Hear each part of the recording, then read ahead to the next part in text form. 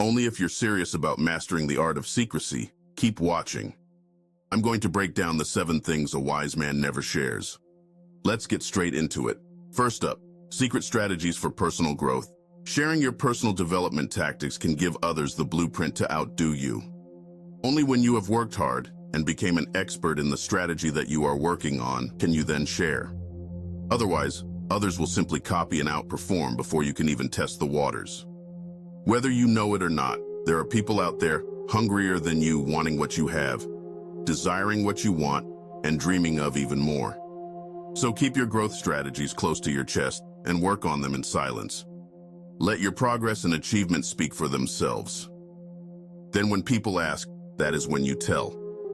If you don't believe me, watch any video where some guy with a microphone does an interview with millionaires and asks them how they made their money. Their answers are always the same: hard work, determination, focus. While these are true, they'd be fools to say their actual game plan. That's like telling a chess grandmaster what move you are going to play before you even play it. It's like Sun Tzu said, if you know the enemy and you know yourself, you do not need to fear the result of 100 battles. But if you know yourself but not the enemy, for every victory gained, you will also suffer a defeat. So let those who talk a lot talk. They will simply tell on themselves eventually. Next, deep fears. Your fears are your vulnerability. Exposing them can make you a target. Once people know where you are weak, that is where they will attack. As Sun Tzu said, appear weak when you are strong, and strong when you are weak. Why do you think the best line of defense when facing a bear or a lion in the wild is to look big and be loud? It makes you look strong when you are weaker. Guard your fears and use them to fuel your inner strength, but not to give others leverage over you. Third, business tactics. Your business strategies are your competitive edge. Sharing them can compromise your success. A lot of businesses do 80% of the same activities. Marketing, sales, ads, operations, you name it. Where businesses differ is in that 20%. That is the secret sauce. Remember before when I said that most rich and successful people say similar things when asked how they got their success?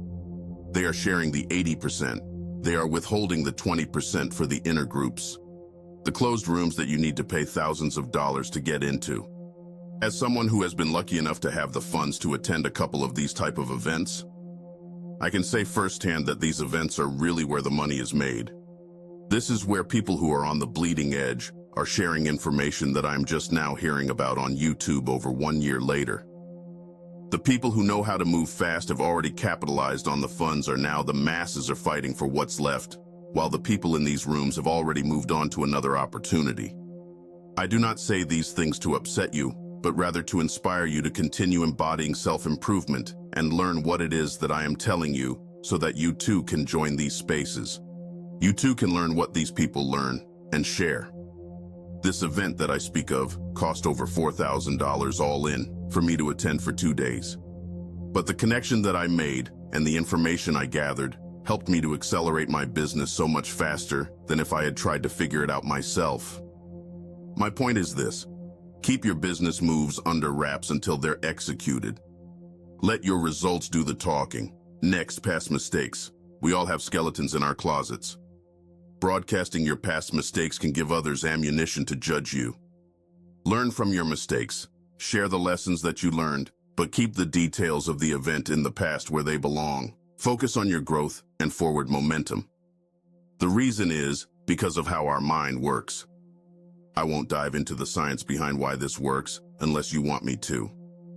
Which in that case, leave a comment saying deep dive to let me know you want a deep dive, and I will do that. But on the surface, our mind likes to focus on the negatives and failures instead of the positives. Thinking too much about the past failures will quickly bring back those negative thoughts and feelings that do not serve us. Remember, share the lessons that you have learned, but keep the details in the past. You should also keep your sources of inspiration private.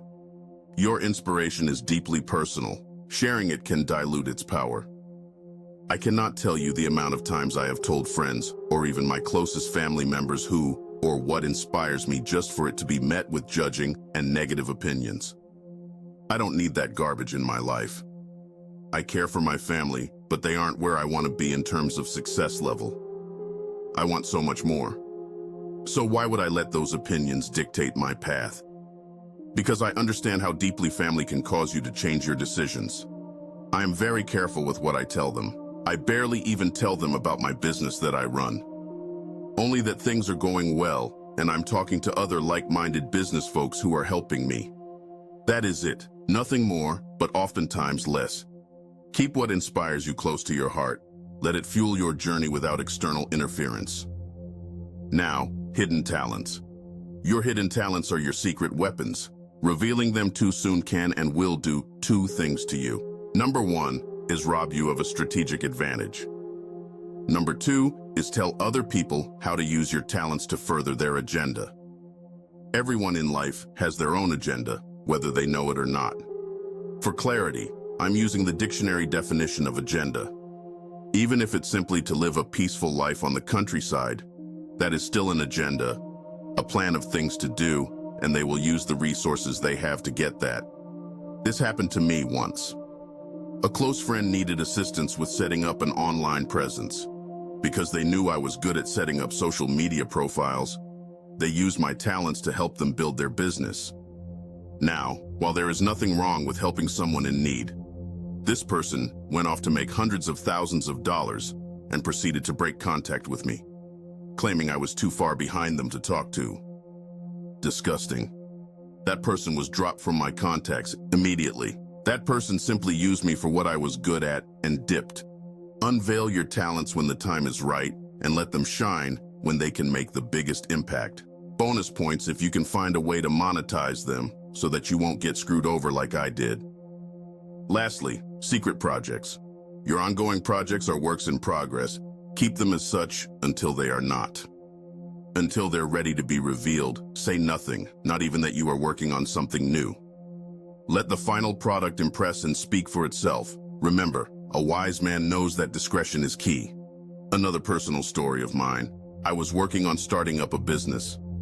I thought that I could tell an acquaintance that I knew for a few years some of the details. I foolishly thought that he would keep my information under wraps. I was wrong. Little did I know that everywhere that he and I both went, he had told everyone about this new project that I was working on. I only told him the high-level idea, and here he was blabbering about things and making up stuff that I didn't even plan out yet. He put me on the spot in multiple situations where I had to explain that it was a project that I was working on. And guess what it was met with? You guessed it. Criticism and judgment from people who didn't have the same ideas as me. Didn't have the same vision as I did.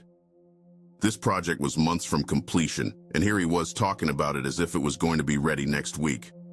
That idea ended up being something that didn't pan out since the return wouldn't be feasible. So every single person who heard wind of this idea kept wanting updates, and eventually I had to tell them that the idea wasn't going to work out. It was an embarrassing moment that could have been kept private had I kept my damn mouth shut. But that was an event that taught me a lesson.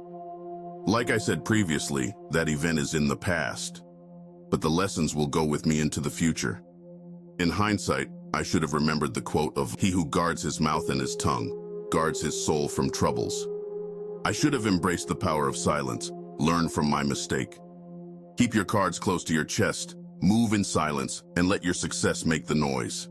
If you've made it to the end of this video, give yourself a pat on the back. You're already ahead of the game. But remember, the journey of self-improvement never ends. There's always another mountain to climb, another challenge to conquer. Embrace the grind and commit to relentless pursuit of excellence. You owe it to yourself and to everyone who believes in you to never stop striving to be the best version of yourself. Now, if you're ready to take your journey to the next level, check out the video in the top right corner to learn how to command respect without saying a single word. Stay strong, stay focused, keep pushing forward.